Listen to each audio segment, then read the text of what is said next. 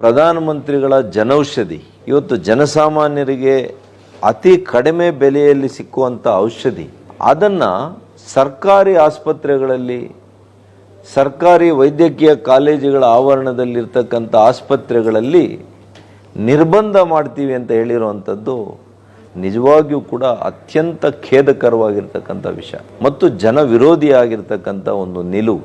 ಬಡವರಿಗೆ ನೇರವಾಗಿ ಕೊಳ್ಳಿಪೆಟ್ಟನ್ನು ಕೊಡುವಂಥ ಒಂದು ಆದೇಶ. ಇದನ್ನು ನಾನು ಉಗ್ರವಾಗಿ ಖಂಡಿಸ್ತೇನೆ. ನನ್ನ ಕಾಲಾವಧಿಯಲ್ಲಿ ಸುಮಾರು 1000ಕ್ಕೂ ಹೆಚ್ಚು ಮಳಿಗೆಗಳನ್ನು ಈ ರಾಜ್ಯದಲ್ಲಿ ತೆರೆದಿದ್ದೇವೆ. ಇದು ಒಂದು ಕುಟುಂಬಕ್ಕೆ ಅವ್ರಿಗೇನಾದರೂ ಗೊತ್ತಿದೆಯಾ? ಒಂದು 3 ರಿಂದ 4 ಸಾವಿರ ರೂಪಾಯಿ ಉಳಿತಾಯ ಆಗ್ತಾ ಇದೆ. ಇವತ್ತು ಯಾರಿಗೆ BP ಇದೆ, ಶುಗರ್ ಇದೆ, ಇಂಥ ಪುಣ್ಯದ ಕೆಲಸ ಮಾನ್ಯ ಪ್ರಧಾನಮಂತ್ರಿಗಳು ನರೇಂದ್ರ ಮೋದಿ ಅವರು ಮಾಡಿದ್ದಾರೆ. ಅದಕ್ಕೆ ನೀವು ಕೊಳ್ಳಿಪೆಟ್ಟನ್ನು ಕೊಡುವಂಥದ್ದು ಬೇಡ. ರಾಜಕೀಯ ವೈಷಮ್ಯ, ರಾಜಕೀಯ ದ್ವೇಷವನ್ನು ಈ ರೀತಿಯಲ್ಲಿ ತೀರ್ಸ್ಕೊಳಕ್ಕೆ ಹೋಗಬೇಡಿ. ಇದು ಬಡವರಿಗೆ ನಿಜವಾಗಿಯೂ ಕೂಡ ಭಾಳ ಒಂದು ಅನ್ಯಾಯ ಆಗ್ತದೆ. ಇದನ್ನು ಮಾಡಬಾರ್ದು ಅಂತೇಳಿ ಡಾಕ್ಟರ್ ಶರಣ್ ಪ್ರಕಾಶ್ ಪಾಟೀಲ್ರವ್ರಿಗೆ, ಮಾನ್ಯ ದಿನೇಶ್ ಗುಂಡೂರಾವ್ ಅವರಿಗೆ, ನಮ್ಮ ಮಾನ್ಯ ಮುಖ್ಯಮಂತ್ರಿಗಳು ಸಿದ್ದರಾಮಣ್ಣವ್ರಿಗೂ ಕೂಡ ನಾನು ಮನವಿ ಮತ್ತು ಆಗ್ರಹವನ್ನು ಮಾಡ್ತೀನಿ.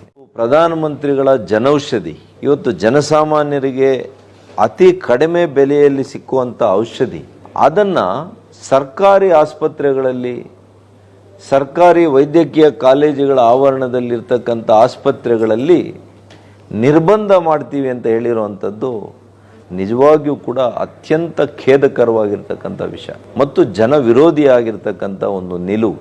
ಬಡವರಿಗೆ ನೇರವಾಗಿ ಕೊಳ್ಳಿಪೆಟ್ಟನ್ನು ಕೊಡುವಂಥ ಒಂದು ಆದೇಶ. ಇದನ್ನು ನಾನು ಉಗ್ರವಾಗಿ ಖಂಡಿಸ್ತೇನೆ. ನನ್ನ ಕಾಲಾವಧಿಯಲ್ಲಿ ಸುಮಾರು 1000ಕ್ಕೂ ಹೆಚ್ಚು ಮಳಿಗೆಗಳನ್ನು ಈ ರಾಜ್ಯದಲ್ಲಿ ತೆರೆದಿದ್ದೇವೆ. ಇದು ಒಂದು ಕುಟುಂಬಕ್ಕೆ ಅವ್ರಿಗೇನಾದರೂ ಗೊತ್ತಿದೆಯಾ? ಒಂದು 3 ರಿಂದ 4 ಸಾವಿರ ರೂಪಾಯಿ ಉಳಿತಾಯ ಆಗ್ತಾ ಇದೆ. ಇವತ್ತು ಯಾರಿಗೆ BP ಇದೆ, ಶುಗರ್ ಇದೆ, ಇಂಥ ಪುಣ್ಯದ ಕೆಲಸ ಮಾನ್ಯ ಪ್ರಧಾನಮಂತ್ರಿಗಳು ನರೇಂದ್ರ ಮೋದಿ ಅವರು ಮಾಡಿದ್ದಾರೆ. ಅದಕ್ಕೆ ನೀವು ಕೊಳ್ಳಿಪೆಟ್ಟನ್ನು ಕೊಡುವಂಥದ್ದು ಬೇಡ. ರಾಜಕೀಯ ವೈಷಮ್ಯ, ರಾಜಕೀಯ ದ್ವೇಷವನ್ನು ಈ ರೀತಿಯಲ್ಲಿ ತೀರ್ಸ್ಕೊಳಕ್ಕೆ ಹೋಗಬೇಡಿ. ಇದು ಬಡವರಿಗೆ ನಿಜವಾಗಿಯೂ ಕೂಡ ಭಾಳ ಒಂದು ಅನ್ಯಾಯ ಆಗ್ತದೆ. ಇದನ್ನು ಮಾಡಬಾರ್ದು ಅಂತೇಳಿ ಡಾಕ್ಟರ್ ಶರಣ್ ಪ್ರಕಾಶ್ ಪಾಟೀಲ್ರವ್ರಿಗೆ, ಮಾನ್ಯ ದಿನೇಶ್ ಗುಂಡೂರಾವ್ ಅವರಿಗೆ, ನಮ್ಮ ಮಾನ್ಯ ಮುಖ್ಯಮಂತ್ರಿಗಳು ಸಿದ್ದರಾಮಣ್ಣವ್ರಿಗೂ ಕೂಡ ನಾನು ಮನವಿ ಮತ್ತು ಆಗ್ರಹವನ್ನು ಮಾಡ್ತೀನಿ.